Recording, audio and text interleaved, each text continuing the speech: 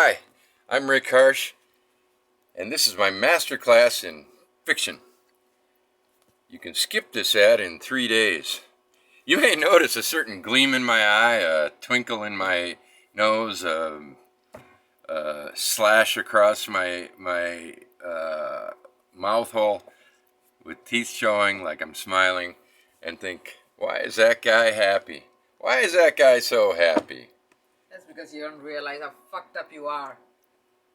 Well, why don't you just shut the door on your way out, honey? Yeah. Well, anyway, that may or may not be true, but there's another reason. Well, because I've realized that a lot of times I start this this show, if you want to call it a show. It's where I show my wisdom and my writing wisdom, which is always a negative. It's always, don't believe this asshole, don't believe that wench. I don't know. I'm trying to, asshole. Okay. Anyway, I'm always starting on something negative, and I thought today, boy, have I got something negative to tell you. But I decided to start on a positive note, and I had like 3 ideas. One of them is to tell the best jokes I know, the shortest and the best jokes I know. But then I thought, do you deserve that? Do you? I don't know. And then I had another idea, which was to condense some fascinating wisdom that can be applied to writing, but doesn't necessarily have to be. Something that anybody could get something out of. And then I thought, well, do you deserve that? Do you? I don't know. Then I got the third best idea, which was, how about vocabulary? Do we ever talk about vocabulary?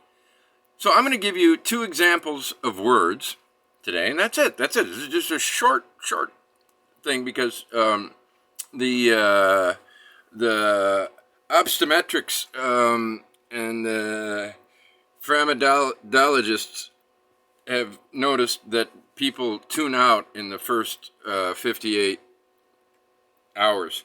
So I'm going to go quick here. And the first thing I want to tell you is diarrhea is a shitty word. No pun avoidable. Diarrhea is a shitty word. Look it up, and you will find that you can create, this is how we turn a negative into a positive as writers.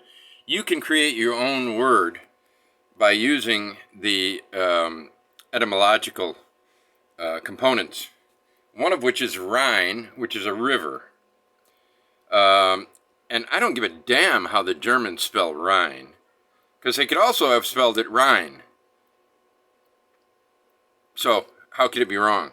So anyway you want to spell it, but and I suggest Riverine, because then you get the River Run from James Joyce, and so then whenever you use diarrhea, you got the riverines, and that's my new word for diarrhea.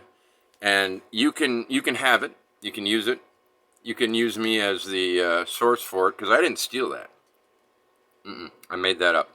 So you can also, if you use it before me, I mean, what the fuck am I going to say? Wait, look at this YouTube. Oh, God damn it.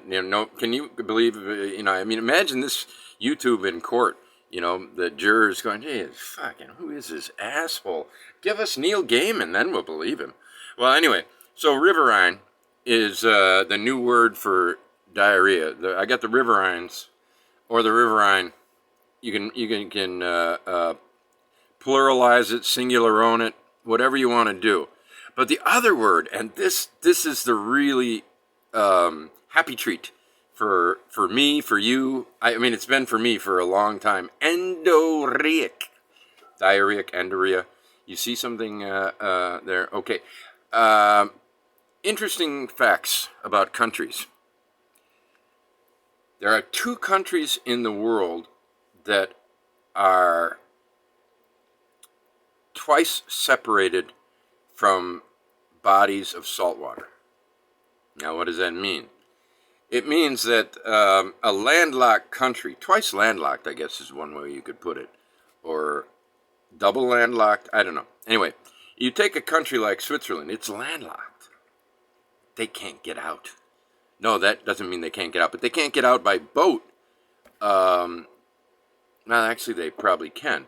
Never mind that. Let's just say that landlocked, we know what landlocked means. They don't border a body of salt water. So, if you're in Switzerland, you have to go to Italy or France to get to the Mediterranean. And there are, believe it or not, of all the countries in the world, even Moldova, and not Slovenia, we have 47 kilometers of coastline. Our neighbors, though, Austria, for one, Hungary, for another, landlocked, but single landlocked. They just have to take one hop over to another country, and, Hungary has got, Christ almighty, I don't know, they don't want to go to Serbia if they want to get to the sea directly. But most of the countries that they border, I think 6 of the 7 that they border also border the sea. I'm pretty sure about that. And you can look it up if you have a glapus or a globe and an atlas. Well, anyway, 2 countries in the world are landlocked twice. In other words, you got to go to 2 countries to get the fuck to water. Liechtenstein, obviously, we all knew that was going to be coming. And the other one is, of course, the Endorheic, and the only Endorheic country in the world. What is Endorheic? An Endorheic basin is one that is its own catchment area. In other words, no water flows out. Okay? There's only one Endorheic country in the world, and that is Uzbekistan. I know, all of you who already knew it, congratulate yourselves, and send me a note at rick.harsch, Harsch, at gmail.com, and include 10 euros, and I will laugh my way to the bank. So, if you were right. If you were wrong, maybe give me 15 euros for teaching you something. Why not? I'm broke. I don't have a job. But let's not make this about me. Let's make it about you and the world. Endorrhea is a fantastic word because of what it means, because of how rare endorrheism is, especially in terms of nationalistic means. But here's the fucking great part. Endorrhea can be spelled legitimately, accepted by dictionaries, 3 different ways. And I don't even have to tell you which 3 ways they are. What do you care? Just spell it. Start with the endo, E-N-D-O, and then okay. And then just go from there. Endorrhea. Anything you write is going to be right. And if it's not, you can just say, well, no, acceptable to me. With a Y, I-Y-A, E-N-D-O. R-R-H is great because of the diarrhea, but we've lost the diarrhea with the riverines. So, although with the riverines you can have river, R-I-V-E-R-R-H. So you can still have the R. So I would spell it that way, R-I-V-E-R-R-H-E-I-N-S. I got the riverines. And I would say riverines. I've got a permanent case of the riverine. It's plural. Plural works best. Go with the plural. My advice. But nobody can actually say this is what you have to do because we were just doing this ourselves, and we can. In fiction, we can. Take that, Harold Bloom. And what other... actually, I shouldn't say that because Harold Bloom would probably like it if Shakespeare... and probably likes Shakespeare because of some of the shit like that he did. But we can't...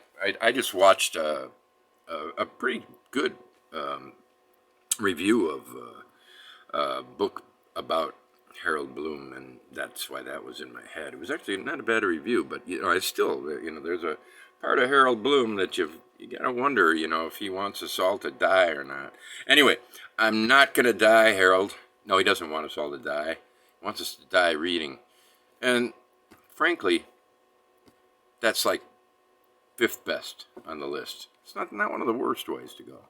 Anyway, back to the where was I?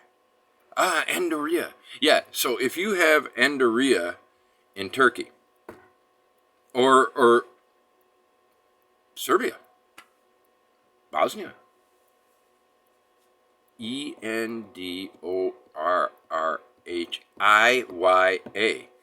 That'll not be in any of your dictionaries, but fuck it.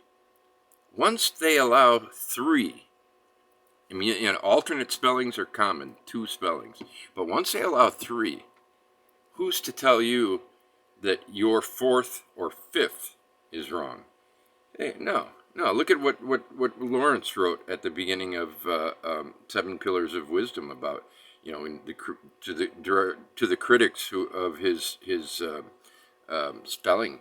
You spell this way and then this way, and he said, I fucked up. I left out this.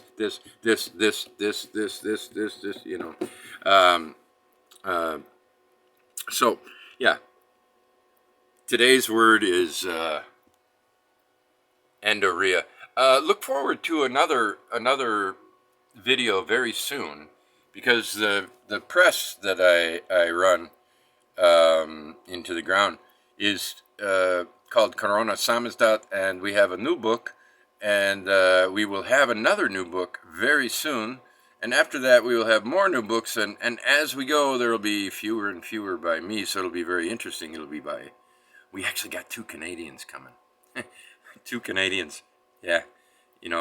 We're taught to believe that, well, I'll tell you, Canadians are kind of, they're like walking Endoria creatures. And I'll explain that to you in the 5th episode of Rick Harsch Masterclass. Bye-bye.